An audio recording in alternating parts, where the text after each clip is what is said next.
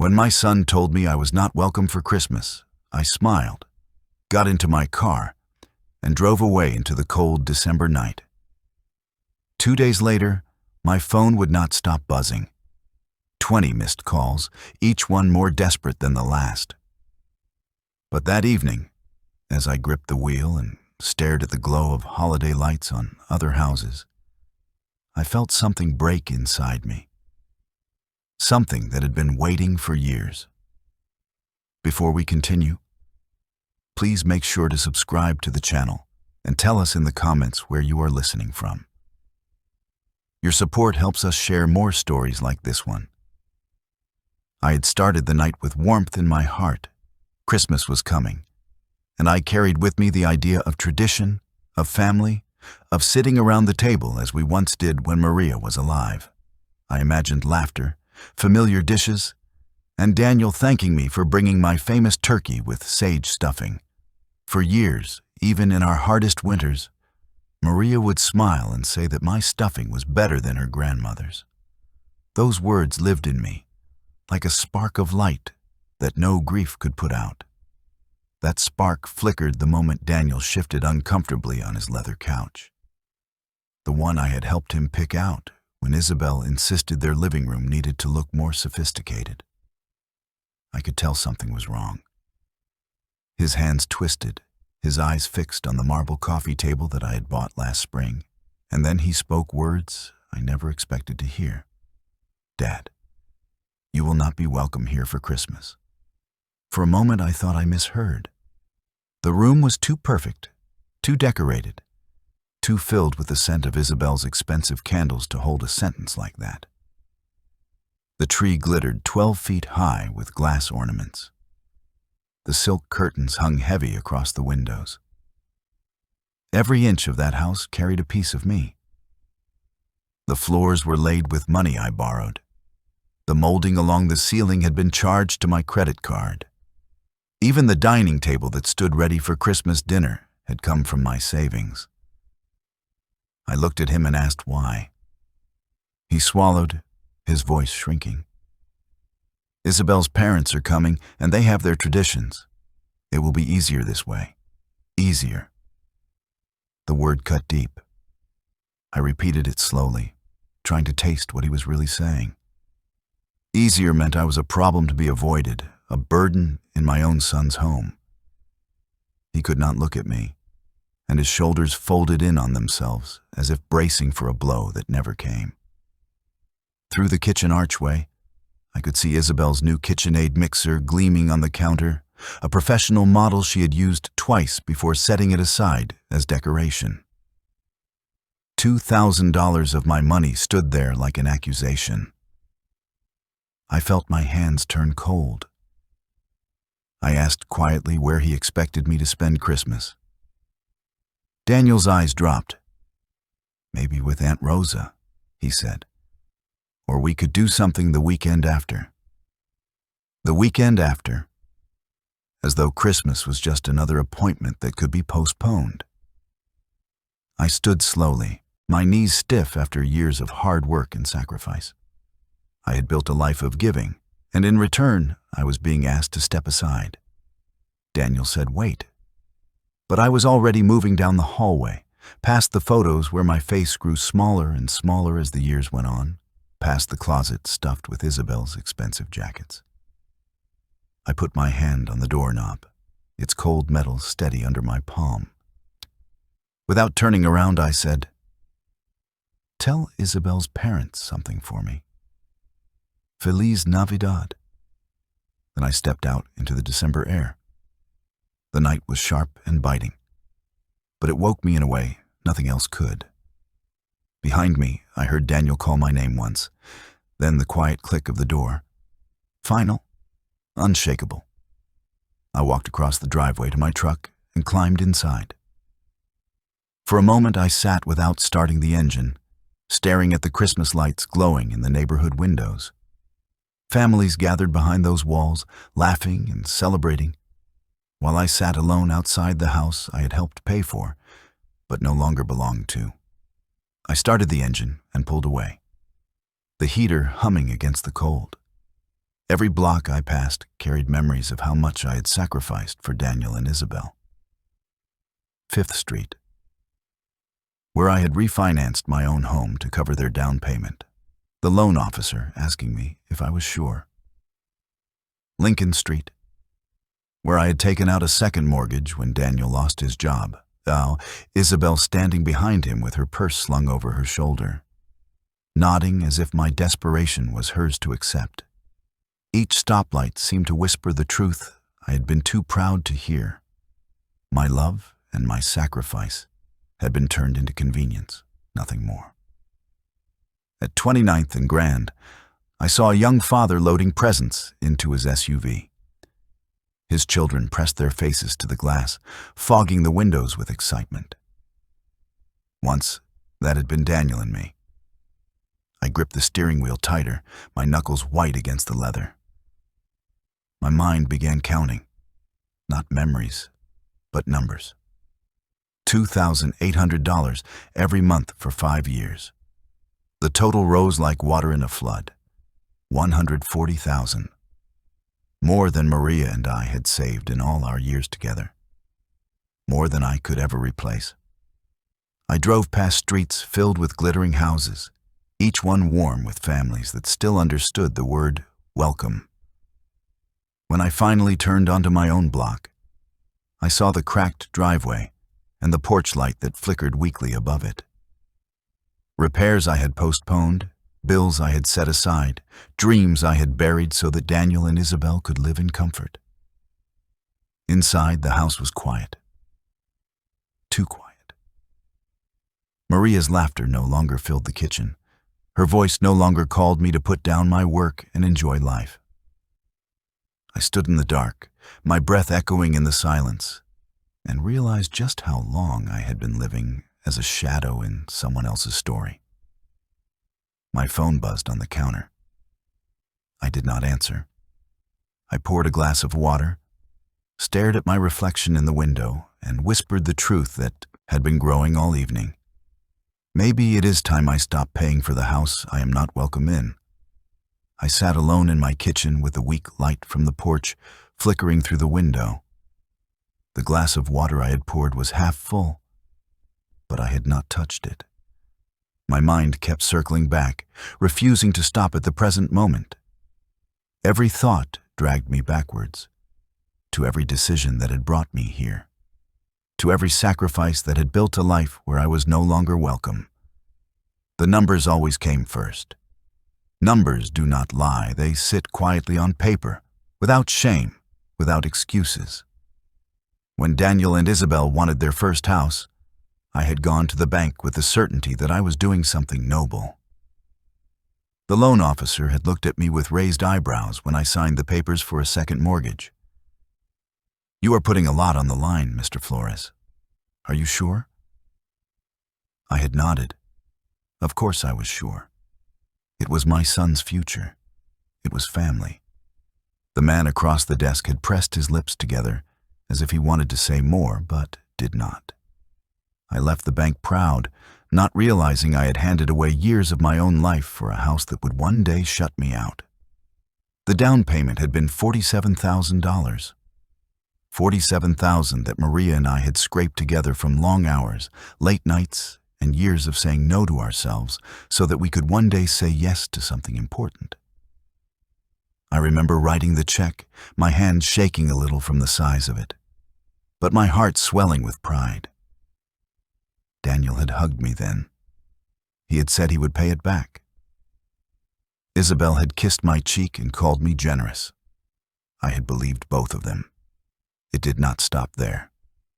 When Isabel decided the kitchen was too small, too plain, too ordinary for the life she wanted to present, she asked Daniel how they could possibly afford granite countertops. Daniel had looked at me, shame in his eyes, and I had stepped in before he had to say anything.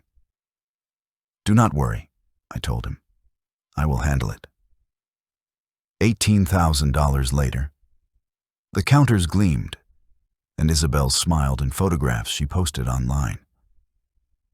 "Our beautiful home," the captions read. Not a word about the father who had signed the checks. Then came the hardwood floors, the silk curtains, the crown molding. Isabel had said the house would never feel complete without them. Each time, I told myself I was investing in Daniel's happiness, in a home where my grandchildren would one day run and play. I imagined family dinners, birthdays, holidays, all in the house I had helped create. I did not realize I was building a palace for Isabel's pride, not a home for family. Maria would have seen it sooner. She had always been sharper than me when it came to people. She would have noticed the way Isabel's smile tightened when I spoke. She would have caught the shift in tone when Isabel praised my efforts. I can still hear Maria's voice telling me to be careful, telling me not to give away everything just to feel useful. But Maria was gone, and in her absence, I made decisions with my heart instead of my head. I walked to the living room and looked at her photo on the mantel. She was smiling, her hair tucked behind her ear, her eyes alive with mischief. She had been the one to teach me how to cook. The tamales, the turkey with sage stuffing, the chili that could warm you on the coldest day. Cooking had been our love language. On Sundays, we would fill the house with the smell of spices and laughter. Daniel used to sit at the table, licking the spoon when Maria was not looking, telling us we made the best food in the world. Now Isabel called it too heavy. She wrinkled her nose at tamales, saying they were too much trouble for such a simple dish.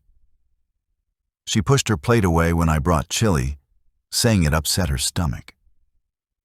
She called my turkey old-fashioned and insisted her mother's recipes were more refined. Once, when she thought I'd left the room, I heard her say to Daniel, "Your father's food is fine for him, but it is not what my parents expect. We need to show them something better." Better. That word struck harder than any insult. Better meant erasing me. Better meant replacing Maria's traditions with Isabel's taste. Better meant teaching Daniel that his roots were something to hide. The cruelest cut had come one evening when Isabel spoke of Maria. I had mentioned how much Maria loved decorating for Christmas, how she used to hand-stitch ornaments to hang on the tree. Isabel smiled faintly and said, "Yes." But Maria knew her place. She did not try to make everything about her. She blended in. I froze, the air leaving my lungs. Isabel said it so casually, as if she were paying a compliment. Maria, who had held our family together with love and patience, reduced to someone who knew her place. That night, I had gone home and sat in the dark for hours, my chest heavy with words I could not say. Maria had more grace in her little finger than Isabel could imagine. Maria had built a home with nothing but hard work and laughter. She had not blended in. She had shown. Now, years later, those words still burned in my ears. Isabel had not only taken my money, she had taken my son's respect, twisting it until he believed that excluding me from Christmas was not cruelty but practicality. I poured another glass of water and drank it slowly, trying to wash down the bitterness that clung to my tongue. But water cannot wash away humiliation. Humiliation seeps into your bones, settles deep, and waits until you either break under its weight or stand up against it. My eyes drifted to the corner of the room, to the desk where the folder sat in the drawer. The folder I had avoided so many times. It contained every bank statement, every receipt, every proof of the sacrifices I had made. Each page told the story of money leaving my account and flowing into a house where I was now a stranger. I had left it there untouched because to look at it meant admitting what I had become. Not a father, not a guest, not even family, but a wallet with a name. I stood slowly, the chair legs scraping against the floor. My feet carried me to the desk without hesitation, as if they knew the path better than I did. My hand closed on the drawer handle. The wood was smooth and cold under my palm. I pulled it open, the faint creak of hinges loud in the quiet house. Inside, the folder lay waiting. Manila edges frayed from being handled too often and then abandoned for months at a time. I lifted it carefully, like evidence from a crime scene. I set it on the desk, the weight of it heavier than paper should be. I stared at the cover, my chest rising and falling with slow, deliberate breaths. My eyes felt hot, but no tears came. There was nothing left to cry out, only truth left to face. The automatic transfers, the endless sacrifice, the life that drained me dry while they looked down their noses at me. I placed my hand flat on the folder, pressing it against the wood of the desk, and whispered to the empty room. Tonight we see the truth. The folder lay open in front of me, its pages spread across the desk like the evidence from a crime I had committed against myself. Each sheet carried the same line in bold type. Automatic transfer, Wells Fargo, $2,800, account ending in 7423. 5 years of quiet obedience recorded in black ink. I read each one slowly, as though I were forcing myself to memorize the weight of my own foolishness. The total was a number that pressed against my ribs until I could hardly breathe. I picked up the phone. For a long moment, I simply stared at the keypad, the glow of the screen faint against the dark kitchen. I thought of Maria, of how she had once told me that generosity is only beautiful when it is given freely. Mine had not been free for years. It had been demanded, disguised as family duty, twisted until my pride was gone. I scrolled to the bank's customer service number and pressed call. A polite automated voice answered first, asking me to choose English or Spanish, reminding me that the call might be recorded. I closed my eyes, listening to the artificial cheer of a machine that could not understand what I was about to do. After a series of options, a human voice finally arrived. "This is Jennifer. How can I help you today?" My throat felt dry, but my voice was steady. "I need to cancel an automatic transfer." "Of course, sir. May I have your account number?" I recited the digits slowly, each one like a nail hammered into wood. She typed quickly, the faint clicks of her keyboard filling the silence. "I see the transfer you are referring to," she said after a pause. $2,800 each month to Wells Fargo. How long have you been making this transfer?" 5 years. The words tasted bitter. 5 years of my life tied to a transaction that had bought me exclusion from my own family's table. "And you would like to cancel it, effective immediately?" I looked around my kitchen. The refrigerator that hummed quietly had been patched instead of replaced. The walls had not been painted in nearly a decade. My boots by the door had been resold twice. All of it so that Daniel and Isabel could host dinners under a roof I had paid for. "Yes," I said. "Effective immediately." There was the sound of more typing. "It is done," Jennifer replied. "The transfer has been canceled. Is there anything else I can assist you with today?" I let the silence stretch, then shook my head as if she could see me. "No," I said softly. "That is everything." When the call ended, I sat very still. The house around me felt different, as if the air itself had shifted. For the first time in years, I had chosen myself. Relief came first, light and fleeting, like the first sip of water after thirst. Then bitterness followed, heavier, reminding me of all that had already been lost. One phone call could not restore 5 years of dignity, but it could stop the bleeding. I gathered the papers back into the folder and closed it. My hand rested on the cardboard, pressing it flat, and for a long time, I simply listened to the quiet. Then the phone buzzed. Isabel's name lit up the screen. I hesitated, then answered. "Dennis," she said, her voice smooth and sharp at the same time. "We need you to pick up my parents from the airport tomorrow. Their flight from Portland lands at 2. You will meet them at baggage claim." Her tone was not a request. It was an instruction, one she expected me to follow without question. For years I had obeyed that tone. I closed my eyes and let her speak.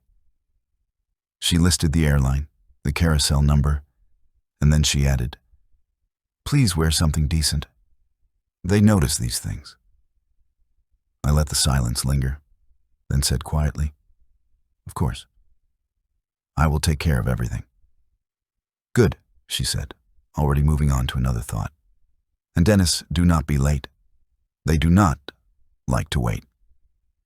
Then she ended the call without saying thank you. I set the phone down carefully. My lips curved into something that might have looked like a smile, though it did not feel like one. She had no idea. The next afternoon, while Isabel's parents stood at Spokane International Airport waiting for a man who never arrived, I sat in my living room with a pot of tea and the Sunday newspaper. I brewed the tea strong, the way Maria used to make it, and let the steam rise into the quiet room. Every so often, my phone buzzed on the table. Isabel first, then numbers I did not recognize, then Isabel again. The buzzing became steady like an angry insect. I turned the phone face down and returned to my newspaper. By 3 o'clock, I had finished the sports section. By 3:30, the crossword. By 4, I was reorganizing the drawer in my kitchen, sorting old receipts from spare keys. My phone continued to vibrate until I finally turned it off altogether. The silence that followed was the sweetest sound I had heard in years. I imagined them pacing the terminal, Isabel's father fuming, her mother tightening her lips in disapproval, Isabel herself calling again and again, wondering why her command had not been obeyed. I pictured the moment they gave up and paid for a taxi. Their pride stung, their patience stretched thin. The thought made the tea taste better. As night settled, I made myself a simple dinner. A grilled cheese sandwich, golden and crisp, with a bowl of tomato soup. Comfort food. Food that belonged to me, food unjudged by anyone's palate. I ate slowly, savoring every bite. It was close to midnight when the pounding started. Not knocking, not the hesitant rap of someone unsure. This was pounding, heavy and relentless, rattling the frame of the door. I set my cup down and walked toward the sound. Each step felt measured, steady as if my body already knew who was waiting. When I opened the door, the cold December air rushed in. Isabel stood there, her face red, her coat wrinkled, her hair falling out of its perfect style. Behind her, her parents loomed, both furious, both speaking at once. They pushed past me without invitation, their voices filling the living room with accusations. "Do you have any idea what you put us through?" Isabel shouted. Her father jabbed a finger at me, his voice shaking with outrage. 3 hours at an airport, and you never showed. This is unacceptable, Dennis. Her mother's words were colder, clipped, and precise. Completely shameful behavior for a man your age. Barbaric. The three of them stood in my living room, their anger sharp enough to cut glass, while I closed the door slowly behind them. The deadbolt clicked into place, sealing us in together. I turned to face them, my expression calm, my heart steady. The storm had arrived at my doorstep, exactly as I had known it would. The three of them stood in my living room like they owned it. Isabel in front with her cheeks flushed, and her parents just behind, their voices rising over each other in outrage. Isabel's father, Cody Jenkins, jabbed a finger at my chest.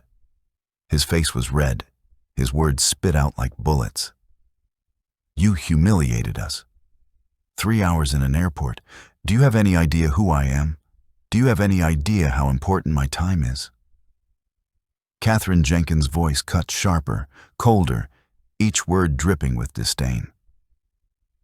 "At our age, Dennis, being abandoned in a public place is not just inconsiderate. It is dangerous. You should be ashamed. This is not how a man of your years should behave." Isabel's tone carried something different.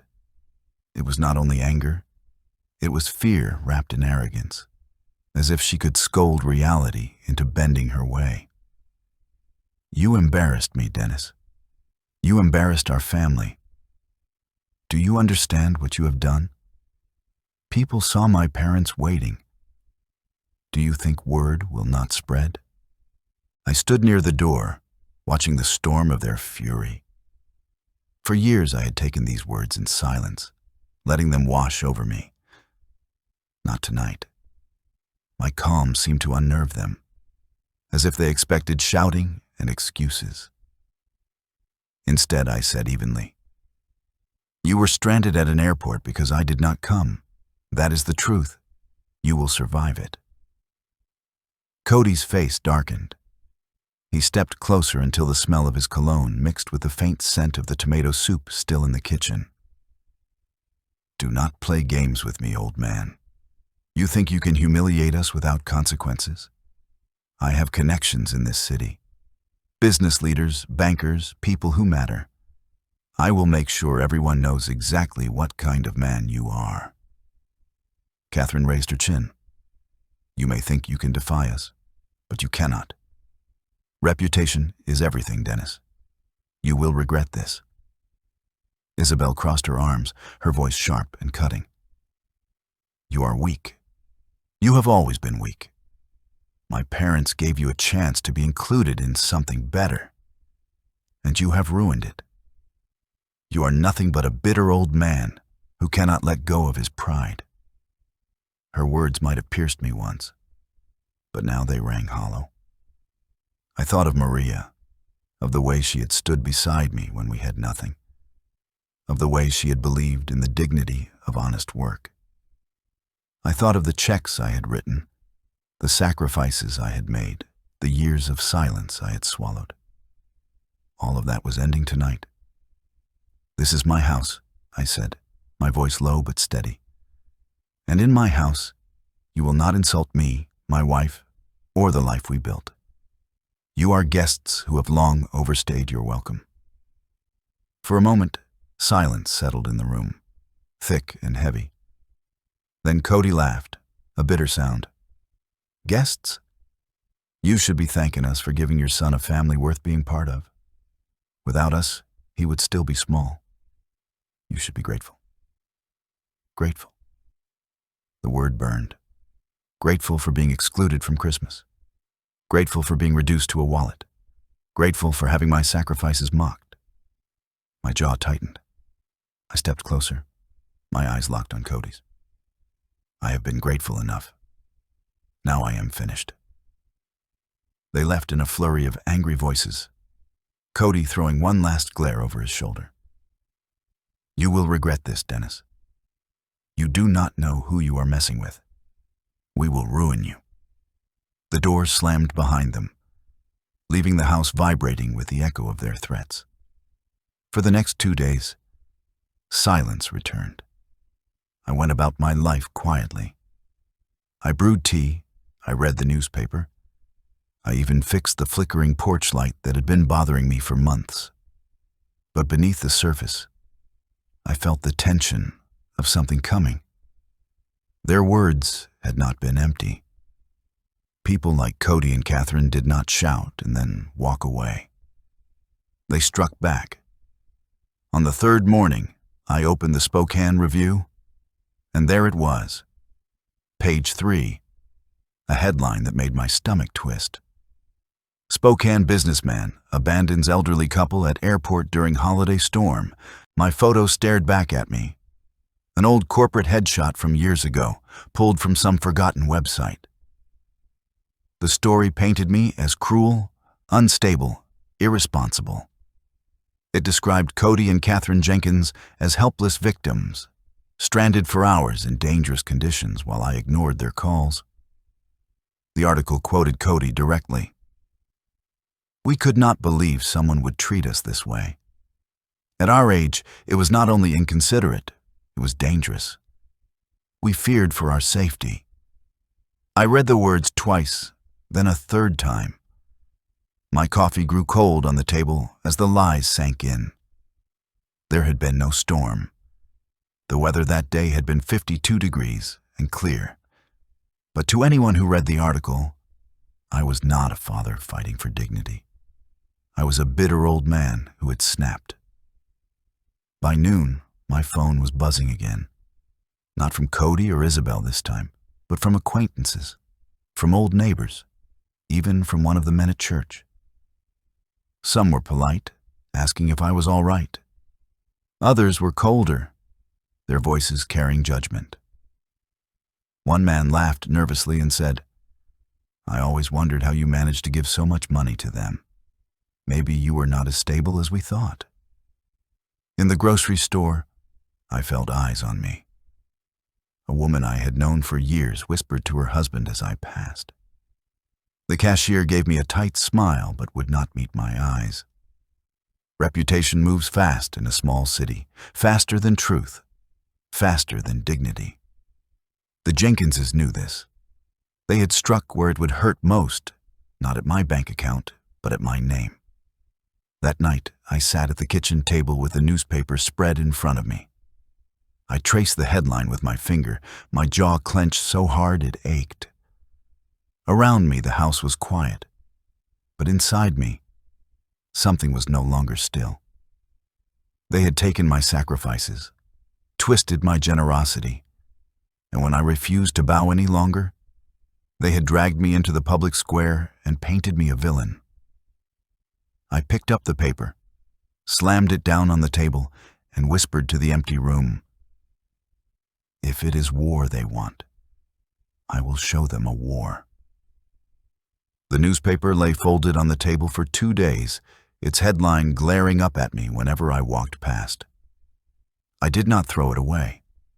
I left it there as a reminder of what Cody and Catherine had done and of what Isabel had helped them build.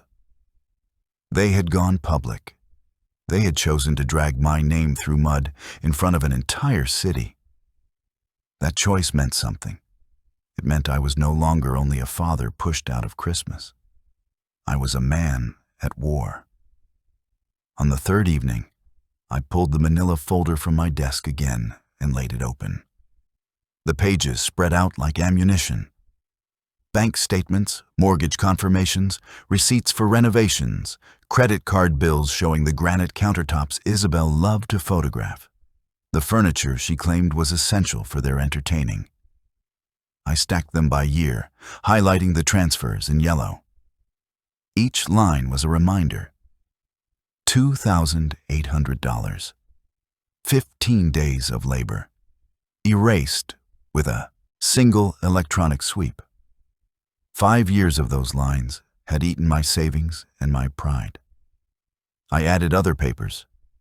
The check stub from the down payment, the bill from the hardwood flooring, the invoice for the silk curtains that hung heavy across their living room windows. My desk became crowded with proof.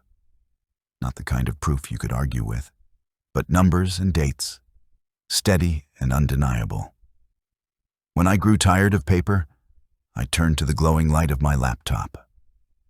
I typed Isabel's name into social media, scrolling through posts that painted her life as elegant, charmed, successful. Photos of their dining table, dressed with crystal glasses and candles.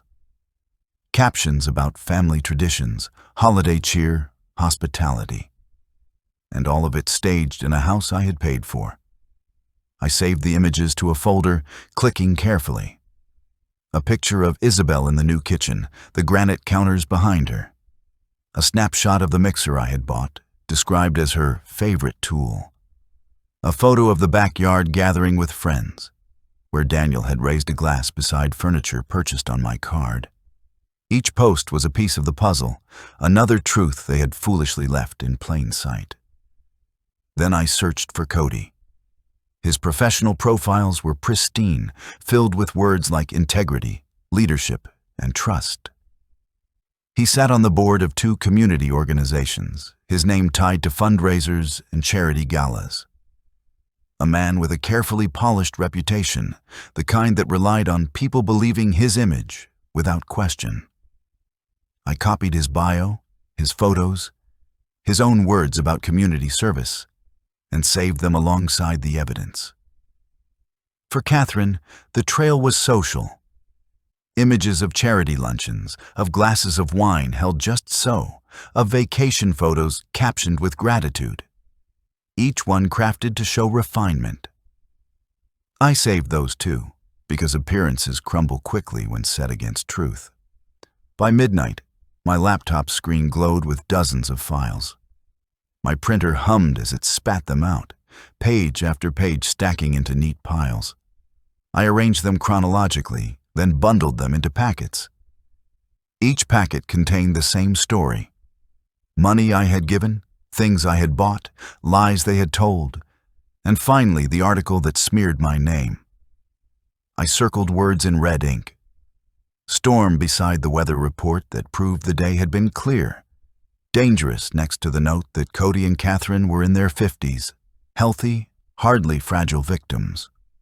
On the back of each packet, I clipped a photo from Isabel's social media, proof of the luxury they flaunted while I ate peanut butter sandwiches.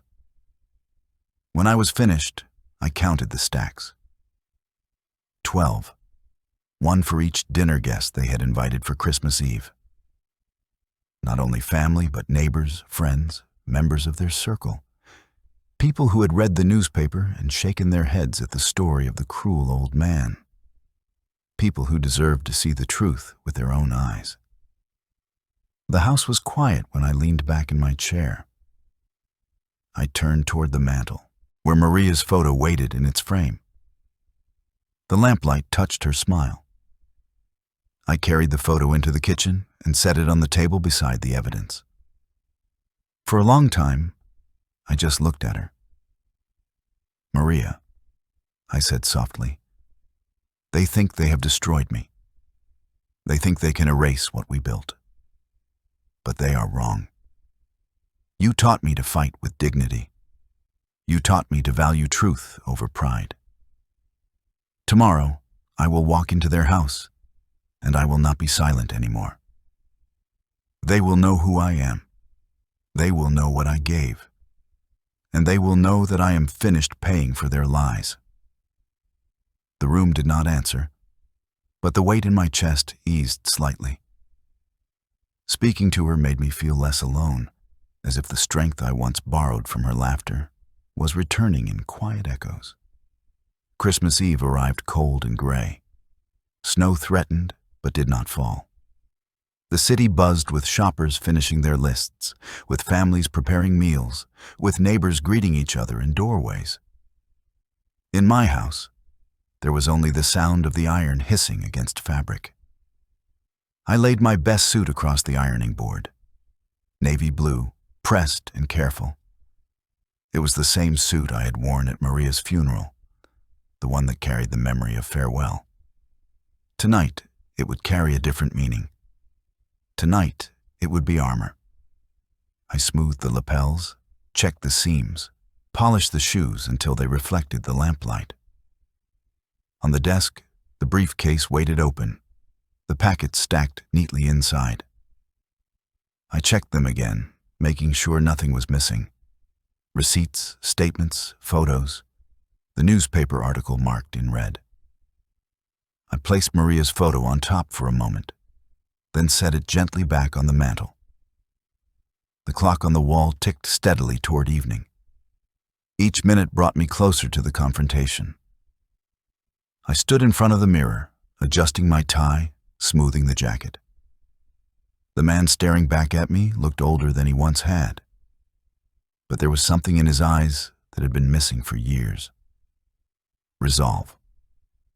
I lifted the briefcase, its weight firm in my hand. I looked myself in the eye and spoke aloud, so that the words filled the room and left no doubt. Tonight, the masks come off. The Crawford house glowed like a postcard in the cold December night. Cars filled the driveway and lined the street. Through the large windows, I saw the golden light of chandeliers spilling across a long dining table set with crystal glasses and polished silver. Laughter drifted faintly through the glass. The home looked like the perfect holiday scene. It was the same house I had built with my money, the same walls where I had been told I was not welcome. I parked across the street and sat for a moment with my briefcase on the passenger seat. My hands rested on the handle. My pulse was steady. Christmas music played faintly from inside the house. I stepped out into the night, adjusted my tie, and crossed the street. The front door was unlocked, as I had expected. Isabel always liked to brag about how safe their neighborhood was. I pushed it open and walked in. The warmth of the house hit me, carrying the scent of roast meat and wine. Voices echoed from the dining room. I followed the sound. When I stepped into the doorway, 12 faces turned toward me. The room fell silent. Isabel froze with a glass of wine halfway to her lips. Daniel's face drained of color. Cody and Catherine Jenkins stiffened in their seats. "Good evening," I said calmly, setting my briefcase on the sideboard. "I hope you do not mind me joining your Christmas celebration." The guests exchanged looks, confusion spreading across their faces. A woman in pearls leaned toward Isabel. "Who is this?" Isabel found her voice first. "Dennis, this is completely inappropriate. You need to leave right now." I opened the briefcase and pulled out the first stack of papers. "Actually," I said, my voice carrying across the room, "I think your guests deserve to know who really paid for this dinner, for this house, and for the life you have been showing off." A murmur rippled through the table. I walked around, placing a packet in front of each guest. Receipts, statements, photos, all neatly bound. The rustle of paper filled the silence as people began to turn pages. "What is this?" asked a man in a dark suit, his eyes scanning the documents. "Bank records," I replied. 5 years of financial support, $168,000 in mortgage payments alone, plus the down payment, renovations, furniture, and appliances. Every single dollar came from me. The man you see in that newspaper article, painted as unstable and cruel, is the same man who paid for the roof over their heads. A woman gasped softly, staring at the highlighted transfers. Across the table, another guest whispered, "This cannot be true." "It is true," I said. "Every line, every receipt, every photo, all of it is proof." Cody pushed back his chair, his face red. "This is nonsense. You are trying to humiliate us in our own home." I laid another stack of papers on the table. Here is the article that appeared in the Spokane Review. Notice how I am described as abandoning an elderly couple in a dangerous storm. Here is the weather report from that day. 52 degrees and sunny. No storm. No danger. Just a lie told to damage my name. The man in the suit frowned, comparing the article to the weather printout. "This is outrageous." Catherine's voice cut in, sharp and cold. "He is twisting everything. Do not be fooled. He has always been unstable." I pulled my phone from my pocket and set it on the table, the screen showing screenshots of Isabel's social media posts. "Unstable? Look at these. Photos of their kitchen, their backyard, their furniture. All purchased with my money. Posts bragging about their success while I ate canned soup to cover their bills. Do you see instability here, or do you see arrogance? one of the women at the table leaned closer to a photo of Isabel smiling in the kitchen. Isabel, you told us you and Daniel saved for this renovation yourselves. Isabel's perfect composure cracked. It is more complicated than it looks. He volunteered to help us. We never asked. Never asked, I said, my voice rising. Do you want me to replay the conversations, Isabel? The nights you stood in front of me with Daniel at your side, explaining why you needed more help, why the house was not good enough yet. Do you want me to list the months when your shopping bills forced you to call me in tears, begging me to cover your utilities? Daniel finally spoke, his voice barely audible. Dad, please. I turned to him. Please what, Daniel? Please stop telling the truth. Please stop reminding these people what your life has been built on. You sat at this table tonight because I sacrificed my retirement, because I refinanced my home, because I believed that family mattered more than pride. And what did I get in return? A locked door on Christmas. The room went heavy with silence. Guests looked at Isabel, then at Cody, then back at me. Whispers spread like fire. Unbelievable. Is this true? All that money? Cody slammed his fist on the table. You are a bitter old man. You think anyone here will believe you over us? We have influence. We have standing in this community. You will regret this. I leaned forward, my eyes locked on his. I already regret 5 years of silence, but I do not regret this. Tonight, everyone in this room knows the truth. Catherine's face was pale, her hands trembling on the stem of her wine glass. You cannot do this. You cannot destroy us. You destroyed yourselves, I said. You did it when you lied. You did it when you used my son as a shield. You did it when you tried to erase me from my own family. A woman in pearls shook her head slowly, disgust in her eyes. Cody, Catherine, how could you treat him like this? How could you take so much and then smear his name?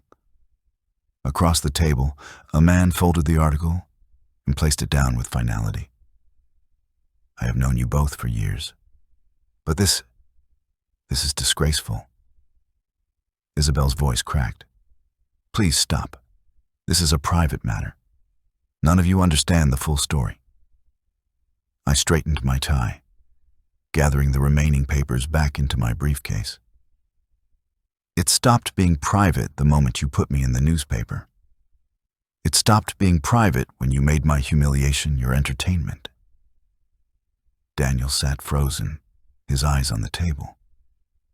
He looked like a man drowning, unable to lift his head above the surface. His shame was heavy enough to choke him, but he said nothing. I closed the briefcase, snapped the locks, and turned toward the door. The guests sat in stunned silence, their eyes following me. Some looked at me with sympathy, some with pity, some with anger directed not at me, but at the hosts who had betrayed them.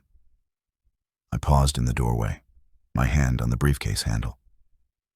My voice was calm, even, but it carried through the room with finality. Enjoy the rest of your dinner.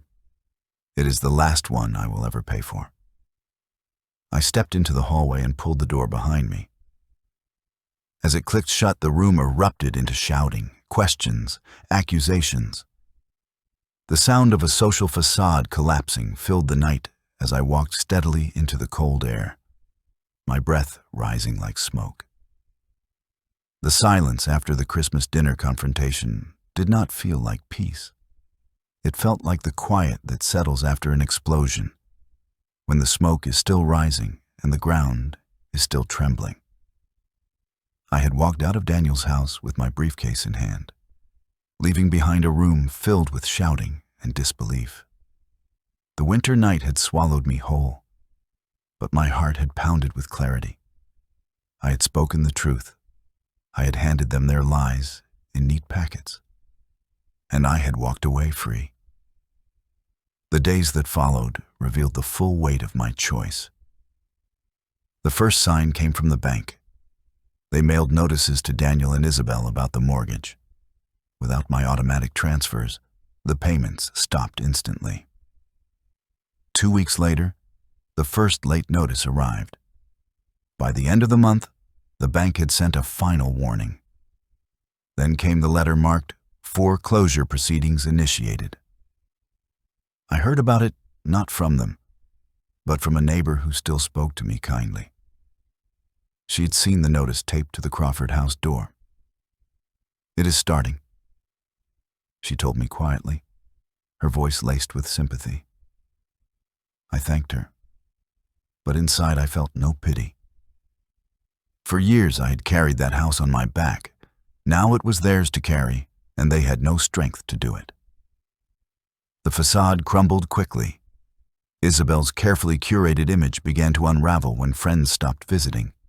The once busy driveway sat empty. No dinner parties, no charity guests. Curtains stayed closed. The luxury SUV disappeared one morning, likely repossessed. Neighbors whispered about fights inside the house, Isabel screaming at Daniel, Daniel shouting back. The perfect couple had been exposed as a sham. Cody and Catherine Jenkins fared even worse. Their arrogance had always rested on the foundation of wealth and reputation. But reputation is fragile when tied to deceit. After the dinner, guests talked. They told others what I had shown them, the receipts, the statements, the photos, the proof that I had funded the life Isabel paraded as her own accomplishment. When the foreclosure became public, the whispers turned into full conversations. They tricked him, people said. They lived off his sacrifice. Cody sat on the board of 2 local organizations, but within months he was quietly removed. Catherine's invitations to luncheons dried up. People who once admired them crossed the street to avoid them. Their names no longer carried weight. They carried shame. I did not gloat openly, but inside I felt justice. Not petty triumph, but the satisfaction of balance restored. For years they had mocked my cooking, my background, even Maria's memory. Now the community saw them for what they truly were. Their empire of arrogance had collapsed, and I had not needed to shout. I had only needed to stop paying. Daniel and Isabel's marriage began to wither under the strain. I did not hear directly from them, but word traveled. Isabel's parents cut ties once the money stopped flowing, retreating into their own pride. Isabel herself was seen less and less. One spring morning, I saw Daniel alone at the grocery store, wearing clothes that no longer looked pressed, loading bags into an older sedan. He avoided eye contact, but I saw the truth written across his face. He was not a man enjoying luxury anymore. He was a man surviving. Still, I did not reach out. For years my hand had been extended and it had been slapped away. This time, if reconciliation came, it would not begin with me. In the quiet of my own home, I felt a new kind of peace. The weight of financial burden was gone. No more automatic transfers draining my savings. No more scrambling to cover their wants. I lived simply, but my modest life now felt honest. When I walked into my kitchen, I cooked my meals without hearing Isabel's mocking tone in my memory. When I sat in my living room, I no longer wondered if Daniel and Isabel were laughing at me behind closed doors. I was free of them. At night, I still spoke to Maria's photograph. I told her what had happened, how the foreclosure was moving forward, how Cody and Catherine had been stripped of their influence. I told her I felt lighter, but also lonelier. "You would have been proud," I said once, my voice breaking. "But you would also remind me not to lose myself in bitterness." She had always been my compass. Even now, her memory kept me steady. Months slipped by. Winter gave way to spring, then summer. my life filled with small, steady routines. I walked in the mornings, greeted neighbors, visited the library. Rosa and her family pulled me into their circle more often, inviting me for dinners and birthdays. Her children called me uncle, running to me with drawings or stories from school. At their table, I never felt unwelcome. Their laughter was not sharpened by arrogance, but softened by warmth.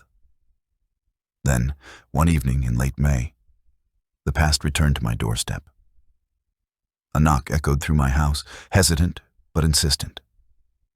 When I opened the door, Daniel stood there. He was not the son who had once walked proudly beside Isabel, dripping with entitlement. He looked thinner, worn. His shirt was wrinkled, his shoes scuffed. His eyes, once so quick to judge, were red-rimmed from lack of sleep. He looked like a man stripped bare by his own choices. "Dad," he said quietly. His voice cracked on the word. I stood still, waiting. "I am sorry," he whispered. "For everything.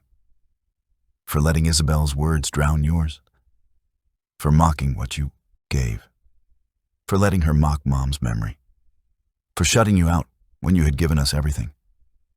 I have lost it all, Dad. Isabel is gone. Her parents do not answer my calls. I have no house, no reputation. I only have the memory of what I did to you. I do not deserve forgiveness. But I am asking." The air between us was heavy. I saw the boy he once was, chasing a ball in the backyard while Maria laughed. I saw the man he had become, blinded by arrogance. And I saw the man in front of me, broken, humbled. "Daniel," I said at last, "I forgive you." His head jerked up, eyes wide with relief. Tears spilled down his face. "But forgiveness," I continued, "does not mean I will carry you again. There will be no money, no bailouts, no safety nets. If you want a relationship with me, it will be built on respect, not dependence. You will walk on your own feet, or you will not walk beside me at all." He nodded quickly, as if afraid I might take the words back. "Yes, Dad. That is all I want. I just want my father back." I stepped aside and let him in. For the first time in years, the silence between us was not filled with tension, but with the possibility of healing. In the months that followed, Daniel began to rebuild. He rented a small apartment. He picked up work wherever he could find it, not glamorous jobs, but honest ones. He called me weekly, sometimes just to ask how I was doing. On Sundays he visited, sometimes bringing groceries, sometimes just sitting across from me, talking about nothing and everything. Slowly, the arrogance faded. In its place grew humility. I never forgot Maria's teaching. Forgiveness does not mean forgetting, but it does mean allowing change. Daniel was changing. That was enough for me. That December, 1 year after the confrontation, I sat at Rosa's table on Christmas Eve. Her house was filled with light and noise. Children chased each other. The smell of roasted turkey and tamales filled the air. Laughter bounced off the walls. Rosa raised her glass, smiling warmly.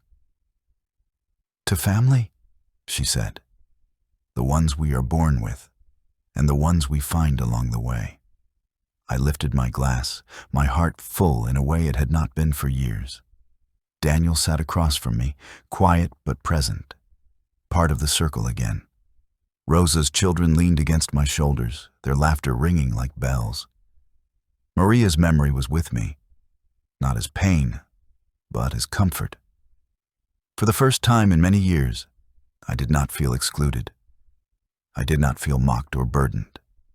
I felt whole. I smiled, raised my glass higher, and said the only words that mattered. "Merry Christmas" to me.